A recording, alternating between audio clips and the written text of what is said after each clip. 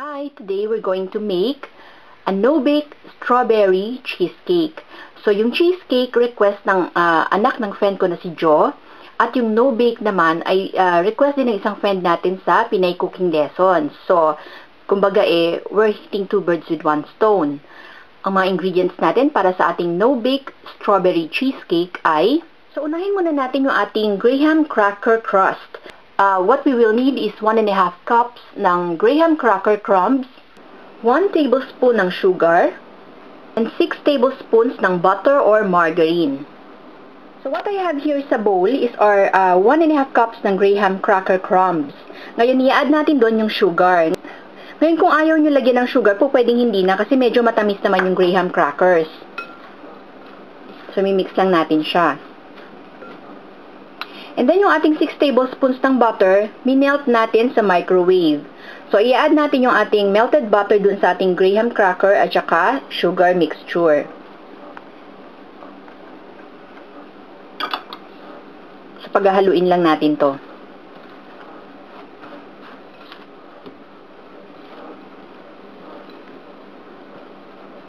So, sa paggawa ng ating cheesecake, we're gonna need a special pan. This is what we call a springform pan. So, ito bali, natatanggal siya. So, kung makita nyo, parang may lock siya sa gilid. And then, pagka inalis natin siya, natatanggal yung bottom niya. Kasi ang cheesecake, medyo mahirap siya alisin sa pan. Kaya, this is what we use kapag gumagawa tayo nun. Ang tawag ulit dito is a springform pan. So, yung ating springform pan, i-spray natin with a little bit ng cooking spray natin. So, kung wala kayong cooking spray, kahit brush nyo lang siya ng butter or oil. So, yung pag-spray natin ng cooking spray dito sa ating springform pan, makakatulong siya para madali ma-release yung ating cheesecake kapag natapos na natin gawin. Spray natin yung ating cookie crumb mixture doon sa bottom ng ating springform pan. Spread natin. At ipe-press down natin using the back of a spoon. So, kailangan medyo siksik yung ating crust. So, pwede rin naman na lagyan nyo ng plastic yung inyong kamay and then yung back ng inyong fist, yun ang gamitin ninyo pang form ng inyong cookie crust. So, siksikin nyo lang mabuti. So, ito na ngayon yung ating crust. Para naman sa ating strawberry cheesecake, ang mga kailangan natin ay 1 box ng Philadelphia cream cheese. So, what I'm using here is yung 1/3 less fat. Pero kung gusto nyong gamitin is yung regular na Philadelphia cream cheese, po pwede rin. You need 1 cup ng whipping cream, 3.5 tablespoons ng sugar, 150 grams ng sliced strawberries. Kailangan din natin ng 2 tablespoons ng water, and 1 small box ng strawberry flavored jello. So for our strawberries, ang gagawin natin, tatanggalin natin yung pinakataas niya. So yung parang may leaf sa taas, alisin natin.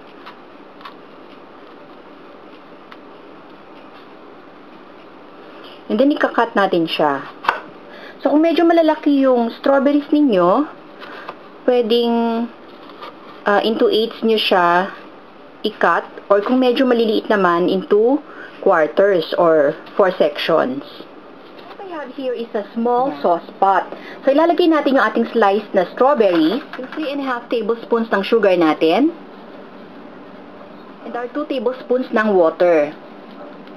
So, we will let this simmer hanggang lumambot ng todo yung strawberries natin. So, balikan natin to. Yan. So, ito na yung ating strawberries. So, malambot na siya. Pwede na nating patayin yung apoy.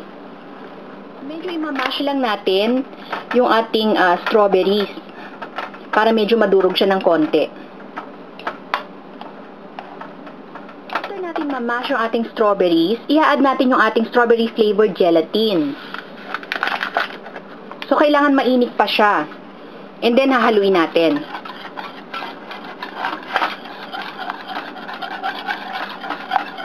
And then, iiwan muna natin to hanggang sa lumamig siya.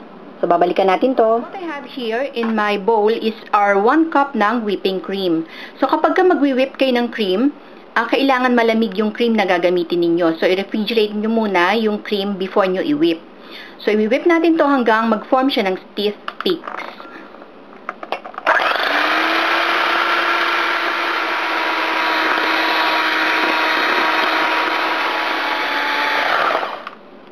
Yan, so kailangan maging ganito yung consistency ng whipping cream natin. So what I have here is another bowl at inilagay natin yung ating cream cheese dito.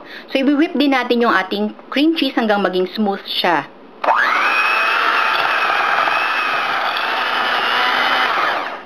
Yan, so smooth at fluffy na yung ating cream cheese. So yung pinalamig natin na strawberry and gelatin mixture, i-add naman natin dito sa ating cream cheese.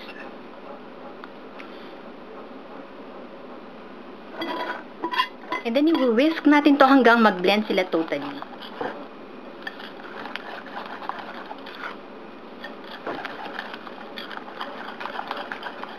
Ang next na gagawin natin is i-fold in naman natin yung ating whipped cream dito sa ating strawberry and cream cheese mixture.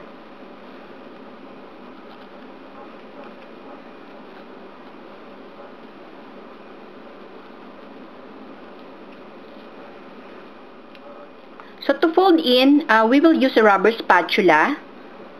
And then, dahan-dahan natin na paghahaluin yung ating strawberry and cream cheese mixture at saka yung ating whipped cream. So, hindi natin siya hahaluin. Kumbaga, dahan-dahan natin siyang ifo-fold doon sa mixture para hindi mawala yung volume ng ating whipped cream. So, gagawin lang natin to hanggang maging thoroughly mixed yung ating whipped cream at saka yung ating strawberry and cream cheese mixture.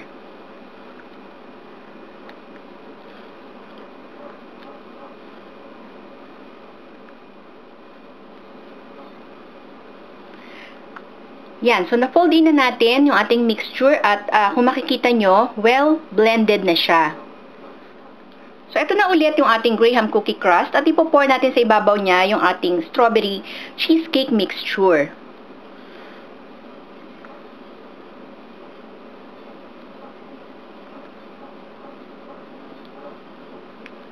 Medyo papantayin lang natin yung top niya.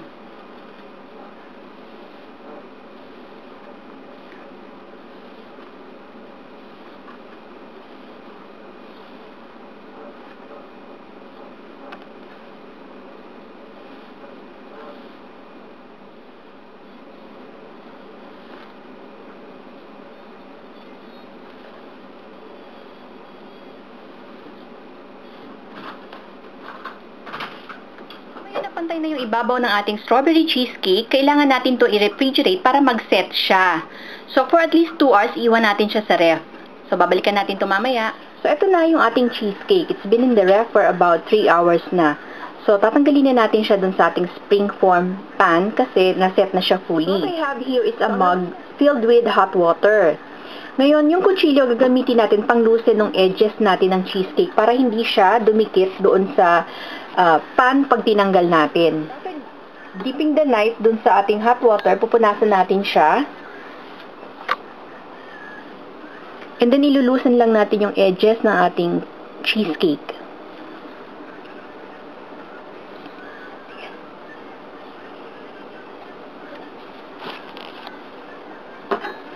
Then, kapag medyo nahihirapan na kayo ilusin, dip nyo ulit yung inyong knife dun sa hot water, punasan, and then continue.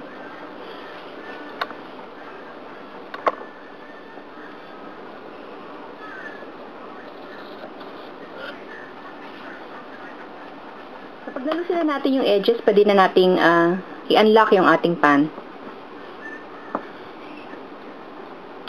Tinanggal natin yung lock niya sa gilid, humihiwalay na yung ating cheesecake from our pan. Yan. So, natanggal natin ng buo yung ating cheesecake.